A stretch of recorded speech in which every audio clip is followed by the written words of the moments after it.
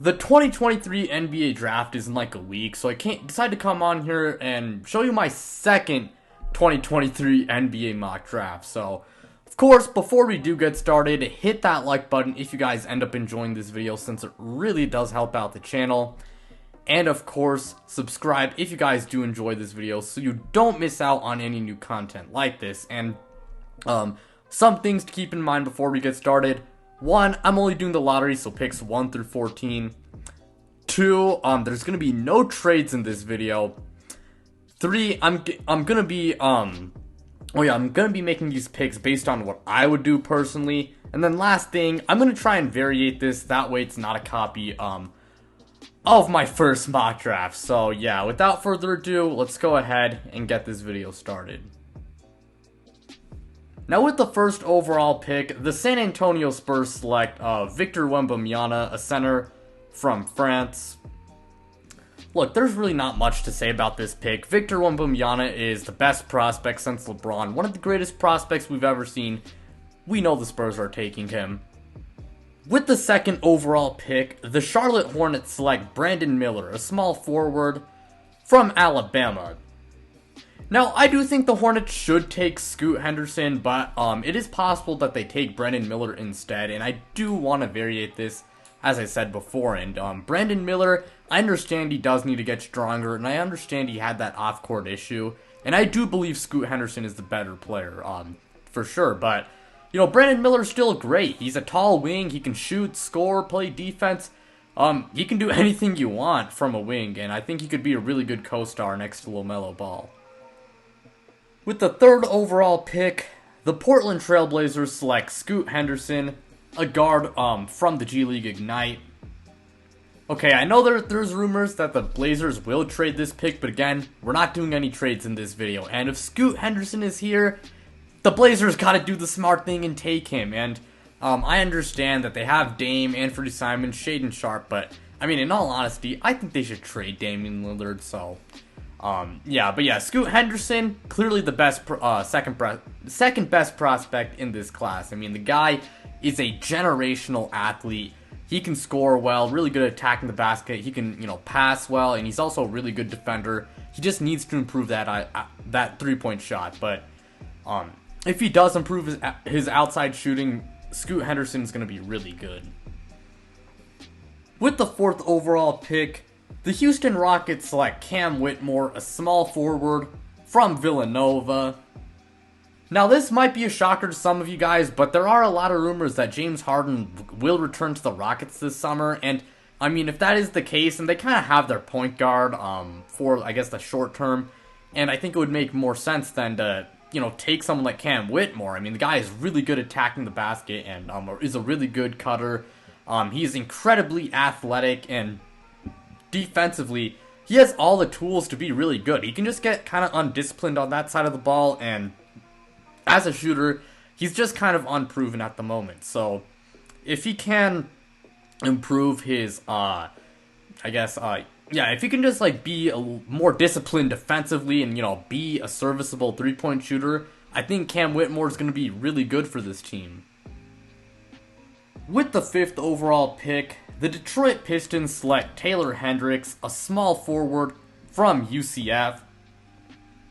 Now, I love Taylor Hendricks as a prospect, let me tell you that. I mean, the guy, he is 6'9", 6'10", he can shoot really well, he is a good defender. He's also pretty versatile as well, and my big knock on him is really just the shot creation. Can he be a good enough shot creator? But even if he doesn't turn into some great shot creator, he should at the bare minimum be a good starter, and the Pistons need some help at the forward spots, and I think he would be a really good pick and pop partner for guys like Jaden Ivey and Cade Cunningham. And Taylor Hendricks, if he does develop some shot creation skills, he is going to be a problem in the league.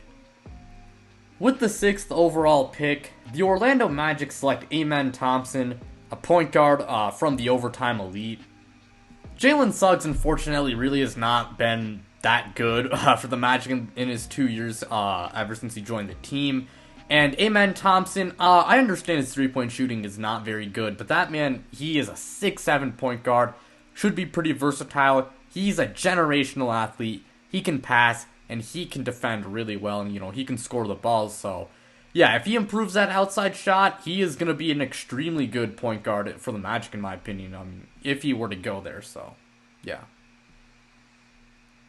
With the 7th overall pick, the Indiana Pacers select Jarace Walker, a power forward from Houston. Jarace Walker, if I'm being quite honest, he's like the closest thing to Draymond Green, there is. Like, the guy's an absolute tank. He's like 6'8", 240 pounds. The guy's a great defender. He is versatile. He's pretty good at, scoring inside the rim and attacking the basket. And, out of the pick and roll, he can play make a little bit. And the Pacers need some help in the front court. So, yeah. I went with Jarace Walker, one of the best players in this class. And I think he's going to benefit greatly from Tyrese Haliburton. With the 8th overall pick, the Washington Wizards select Ausar Thompson, a guard from the Overtime Elite. Ausar has a really similar skill set to his twin brother Amen, who obviously I talked about before with the Magic. Not a good outside shooter, but he's a tall guard. He's versatile. He can pass well. He's a great athlete, and he's a really good defender. So yeah, again, same thing for Amen. If he just improves his outside shot, then Ausar Thompson should be a damn good player for the Wizards. With the 9th overall pick, the Utah Jazz select Anthony Black, a point guard from Arkansas. The Jazz really do need a true playmaking point guard to run their to their team.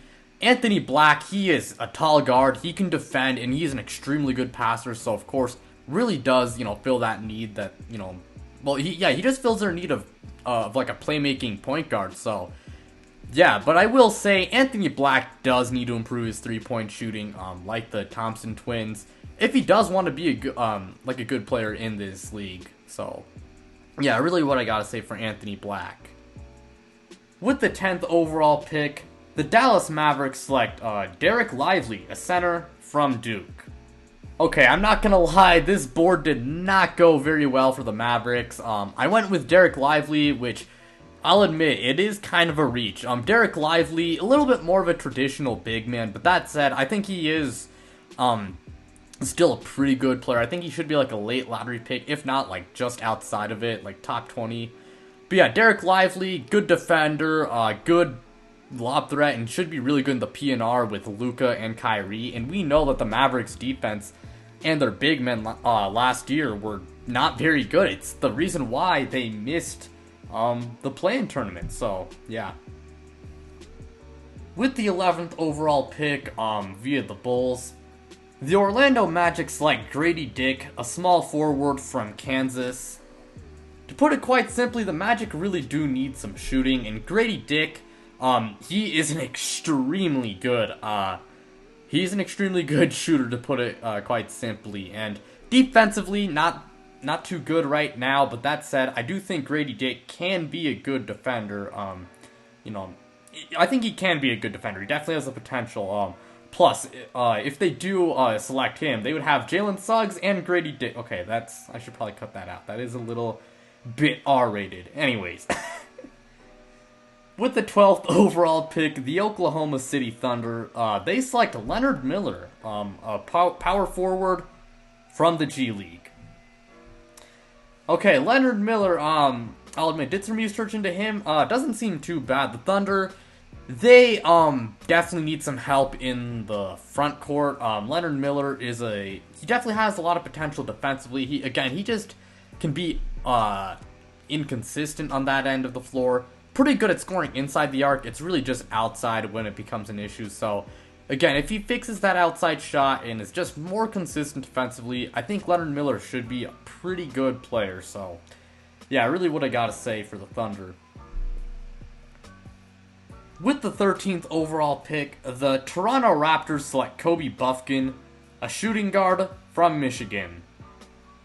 I understand Kobe Buffkin weighs under 200 pounds, but Kobe Buffkin, he is one of my favorite players in this draft. I mean, the man can do anything you want from a guard, like pass, score, shoot. He improved his shooting a lot in his sophomore season, and he is a good defender. And, with Fred VanVleet on the way out, I'd imagine, I think he is going to leave. Kobe Buffkin, I think, should be a pretty good replacement, and if the Raptors do choose to blow up their team, then I do think Kobe Bufkin should be a pretty nice building block to pair alongside Scotty Barnes. With the 14th overall pick, the New Orleans Pelicans select Nick Smith, a point guard from Arkansas. Nick Smith, unfortunately, he dealt with a lot of injuries in college, but with that said, I think there's a lot of potential with him. Like, the guy, he can score, he can also shoot well, and there is playmaking upside with him. Like, he showed it a lot in high school, not a lot in college, but I think he can be a good playmaker. Plus, he has a good motor defensively, even though he is, on the smaller side. So yeah, Nick Smith, I think he would be pretty nice on the Pelicans, but I can't understand why some Pelicans may be a little bit weary of the fact that he was injury prone in college because, Zion Williamson can't stay healthy to save his damn life, which, yeah, it sucks. But really what I gotta say for this mock draft, thank you guys so much for watching. It really means a lot to me. Again, like, subscribe, do all that stuff, and check me out on social media. The links to my Twitter and Instagram are in the description below. But without further ado, I'm out, you guys.